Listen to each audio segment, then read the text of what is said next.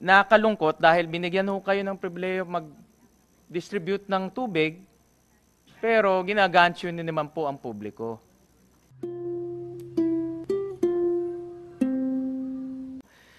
Kay administrator, salamat. Nandito ho tayo dahil nabuksan ng ating Pangulo at nagalit siya dito sa desisyon ng arbitral ruling, no? Na pinapabayad po ang consumers ng mahigit 10.8 billion pesos. No? Ano po ang pulot dulo ng arbitration? Bakit po nagkaroon ng arbitration proceedings? Ano po yung pulot dulo ho nito? Sir, I cannot answer for the position of those who have made the earlier filing of the arbitration, but I can only speak for the present, sir. So. Okay lang po. Dahil yung carry over naman ho ito eh. Kung ano yung nangyari dati sa MWSS, dala-dala nyo rin ngayon eh. No? So ano ho yung mga kasong na hindi ho nagkakaintindihan between MWSS and the concessionaires? Sa ngayon naman po, hindi nyo pinayagan magtaas ng rates eh. Yun po yung during that time nung 2015 na nag-file yung concessionaires dahil po yung sa rate rebasing po, so it was regulated by the MWS then that time to not to implement po yung rates po during that time. Bakit po? Bakit hindi? Pero ngayon po nag-implement po kami. We have also imposing the regulators is also imposing kaya po nagkaroon tayo ng deferment of the price hike o cost of water this 2018. Pero so, yung arbitration, bakit ho nagkaroon ng arbitration? Ano po kasama po yun sa provisions of the concession agreement. Oo nga, pero may pinag-aawayan kayo eh. Correct? Yun po, yung dahil po doon doon yung pinag-aawayan? Yun po yung hindi po na ibigay na increase. Bakit hindi ho ibinigay? Yun po yung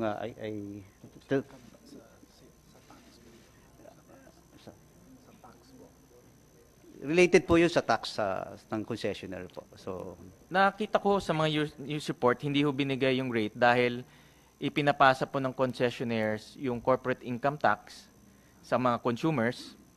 May mga ibang expenses na hindi kayo tinanggap at mayroong mga capital expenditures na tingin nyo masyadong mahal at pinapasa po sa consumers. Yun po yung mga nahanap po sa research. Ngayon, isa sa pinaka-controversial ho dyan, yung corporate income tax. Dahil po lahat ng negosyo, kung meron kang parlor, meron kang bakery, meron kang grocery, lahat ho nagbabayad ng corporate income tax. Ito lang ho ang negosyong alam ko hindi nagbabayad ng corporate income tax. And kanina ho may nagsabi si Secretary Almendras, nagbabayad ho kayo kasi hindi na ho kayo pinayagan, ipasa yon.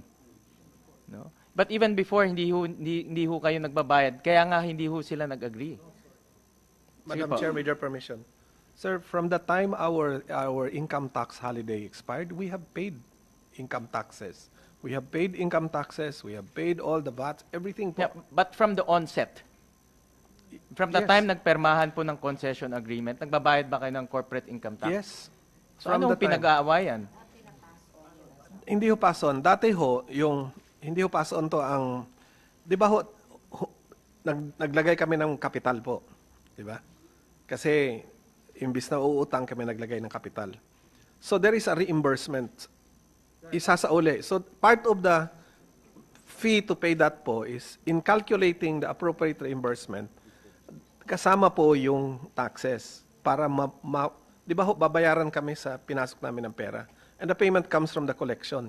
So, to make sure that we are able to collect back all the money that we put in within the prescribed period of the 25 years, the taxes were part of the calculation.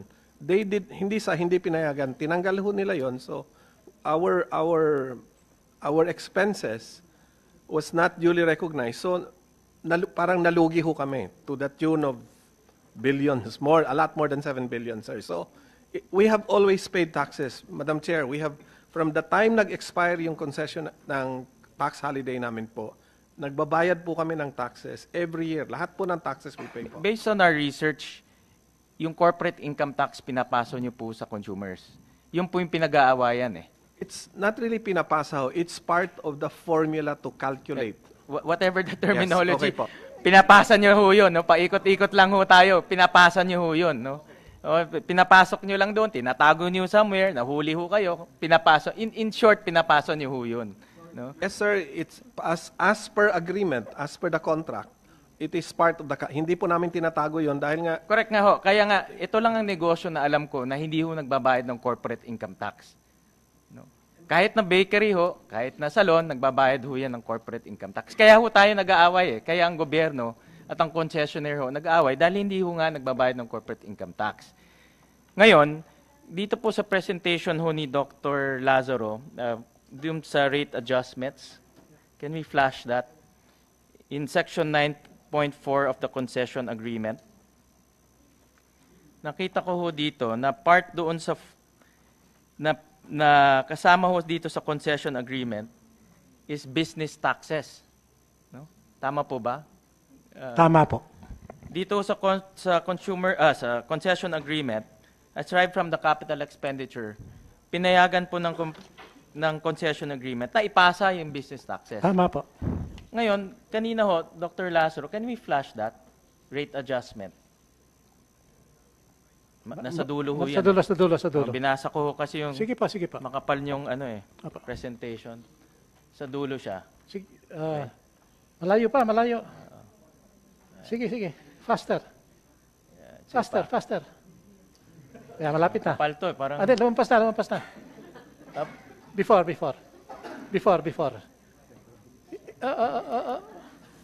Yan. Makikita nyo, efficiently and prudently incurred business taxes and debt service.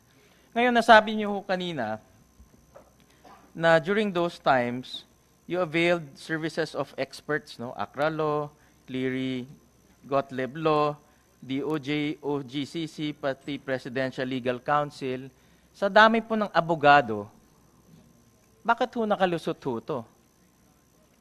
Ordinary bakery ho at ordinary salon nagbabayad ng business taxes. Ba't ho pinayagan ng mga abogado ho to? Mabuti po. I'm very happy. Sa dami ho ng abogado, nagtataka ko, ito simple, 2 words lang ho, pero ang impact ho nito is 10 billion to our consumers. No? 2 words lang, pero ngayon, nagkakaproblema ho tayo. Paano nakalusot tong 2 words na ito? I'm glad ho na you mentioned yung mga abogado at saka mga... Kasi ininyero lang ho ako eh. Ang totoo, yung business taxes na makita. Kasi alam ko, pinag-uusapan na parang noong business taxes, as an engineer, I'm not really sure what it means. No? And I guess I can be excused for not knowing, no? Because, okay. But anyway, I don't really know kung bakit nakalusot. Siguro ho, ganito ho yan eh. Meron din ho aspetong ganito eh. Sandali ho lang. Okay. Kasi ho, bidding ho ito eh. In other words, nung time ho yun, ang parameter, magkano sisingilin ninyo sa tao para sa tubig. Yun ho ang bid parameter. Kaya actually ho, yung mga assumptions, malaking bagay ho yun. Pagka ho, itong business taxes is recoverable, it will lower the bid price. Ang totoo ho niyan, nung nagpabid kami, ang presyo ng tubig, 10 piso more or less. Nung nagbid, ang amin hong bidding, anong discount na bibigay ninyo? Ang nanalo ho sa East Zone, 75% yung discount. Kaya yung tubig ko sa East Zone, dati 10 piso, naging 2.50 na lang. Sa West Zone naman, ang discount 50%. Kaya yun hong 10 piso na sinisingil ng gobyerno, 5 piso na lang. Tinawag nga ho kami sa Senate. Tinabi, ang mahal-mahal pala lang sinisingil ninyo. Yung konsesyonaryo, 2.50 lang, saka 5 piso, ang gobyerno 10 piso. So, anyway, what am I saying? In other words, if this were not that, they probably would have bidded higher. So meron din hong benepisyo yan. But you're right. Actually, I do not know the answer. In fact, Dr. Lazaro, Senator Gatchalian, let me just maybe put things in perspective. Every person to be consulted in a particular agreement have their own expertise to bring to the table. So maybe Dr. Lazarus is more on the engineering part, correct me if I'm wrong. So the legalities, and when it comes also to certain fees and exemptions, maybe were advised by a particular law group or an accounting firm. And maybe at that time, the reason is to make it more appealing to investors to come to the table because it's such a big investment and a big risk. Kaya, tinapon nila yung incentive na, o pati yung corporate income tax, pwedeng ma-excuse. Maybe, to attract investors. At that time, remember, the country isn't in an economic situation as we are now. Now, the big question is, why did we continue to give them the same incentives when the situation has turned already to favor the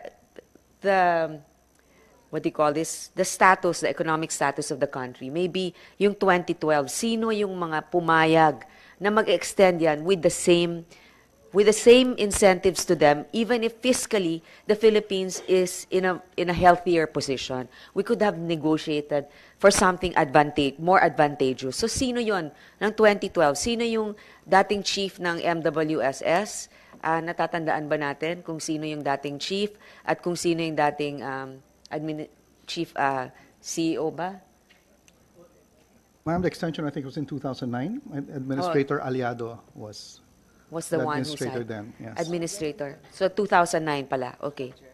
Just to follow through with your chain of thought. In fact, in 2002, the Supreme Court had a ruling versus Meralco, in which case, sabi ng Supreme Court, bawal i-pass on ng corporate income tax sa mga consumers. At sabi ng Supreme Court, i-refund nyo 28 billion pesos sa ating mga consumers. Yan rin ang naging basis ng MWSS para wag payagan ang mga concessionaires ipasa. No? Kaya rin yun nagkaroon tayo ng ganitong arbitration proceedings.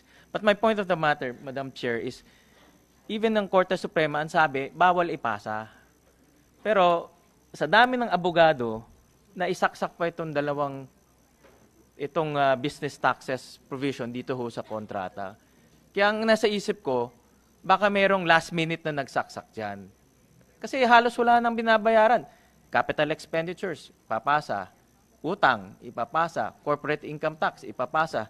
Meron pa ho nga, according sa mga news report, pati pang basketball, pinapasa. Pati donation sa mga charitable organizations, pinapasa. Tapos meron pa hong overpricing ng mga capital expenditures according to your chief regulator. Hindi ho galing sa akin ho to, galing ho sa chief regulator. Kaya ho nagkaroon ng ganitong arbitration proceeding. Ngayon, my take on this to the concessionaires is, kahit nasabihin nyo hindi ho kayo public utility, pero ang negosyo nyo, parang public utility na rin. At pag public utility, kasama ho dito ang tiwala ng taong bayan. Pero dahil nga, pinasok nyo pati pang basketball, pati pang charitable events nyo, paano ho kami magkakaroon ng tiwala ho sa mga concessionaires? Parang lumalabas ho ngayon, kung makakalusot, makakalusot. Nahuli. So inakyat ngayon sa arbitration. Yun po ang nangyari ho dito eh. Kaya ho, nakalungkot dahil binigyan ho kayo ng pribileyo mag-distribute ng tubig, pero ginagansyo ni naman po ang publiko. Kaya ho tayo nagkaroon ng arbitration proceedings. Ngayon, sabi nga ni Senator Bongo kanina, ang magandang balita, hindi nyo nasisingilin ng 10.8 billion. Tama po ba? At yun po yung narinig ko kanina. Gusto ko lang humalaman sa ating mga concessionaires. Ibig ba sabihin nito, papayag na rin kayo tanggalin itong business taxes sa concession agreement? At parte na rin ho yan ng pagtanggal ng iba pang mga onerous provisions? Kasi we need you na eh. Parang sinabi nyo na, hindi naman namin kailangan itong business taxes. Pwede nyo bang sabihin for the record, tatanggalin na rin ho ito sa kontrata? Para Pakisagot, Mr. Estrellado. Sir, ulitin ko lang ho rin sinabi ng presidente namin kahapon sa Kongreso.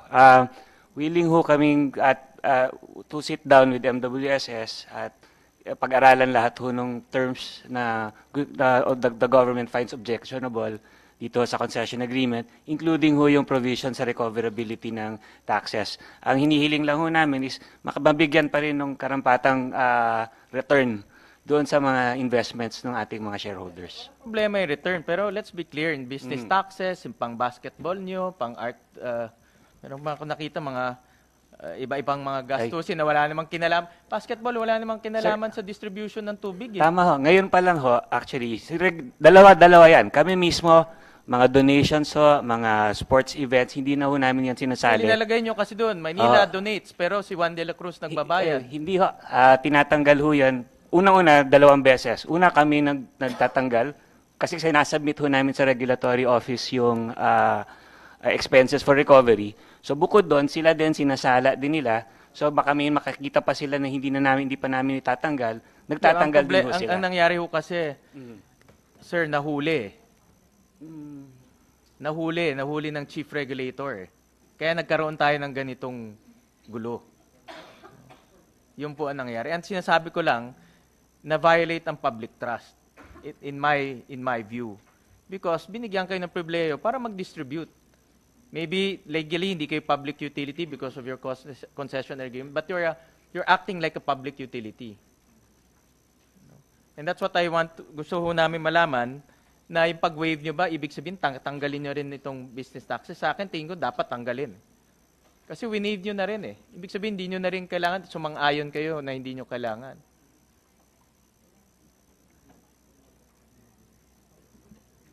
Your Honor, on the side of Manila Water, yes, we are willing to discuss how to effectively do that po. For the record, Your Honors, we submit all our expenses to MWSS for review. Wala po kaming basketball team. We make sure po na all our expenses, even po our regulatory compliance po in the international scene, hindi po namin sinacharge. So, just on going back to the taxes po, we are more than willing to discuss. Yesterday po, Congressman Defensor suggested a formula already, and I think all the parties took note of it po. So we will, as we have said po, we are more than willing to sit down and negotiate po. In short, for the record, from the concessionaires, open kayo na i-renegotiate from then on ang kontrata. At kasama dito yung pagtanggal nitong business taxes. As I said, sir, since 2013, hindi na po namin pinapasa ito. Hindi na kasi po. pag inayos po itong concession agreement at tinanggal to, wala na hong away, wala nang arbitration case, wala nang litigation. Yes, sir. Yun lang naman ang nangyari, kaya tayo nandito eh. Yes, sir.